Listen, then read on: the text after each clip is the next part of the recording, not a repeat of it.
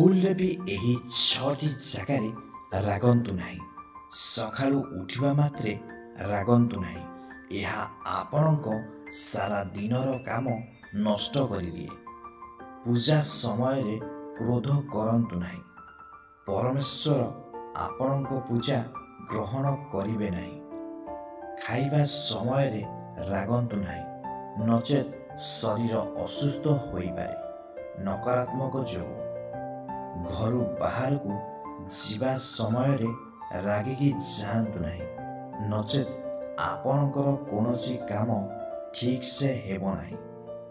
ବାହାରୁ ଘରକୁ ପ୍ରବେଶ କଲା ମାତ୍ରେ ରାଗନ୍ତୁ ନାହିଁ, ନଚେତ୍ ଏହା କରିବା ଦ୍ୱାରା ଦେବୀ ଲକ୍ଷ୍ମୀ କ୍ରୋଧିତ ହେବେ। ରାତିରେ ଶୋଇବା ସମୟରେ ରାଗିକି ଶୁଅନ୍ତୁ ନାହିଁ। ଏହା କରିବା ଦ୍ୱାରା ଆପଣଙ୍କ ବୟସ ହ୍ରାସ ପାଇବା ଆରମ୍ଭ ହୁଏ। ଜୟ ଶ୍ରୀରାମ।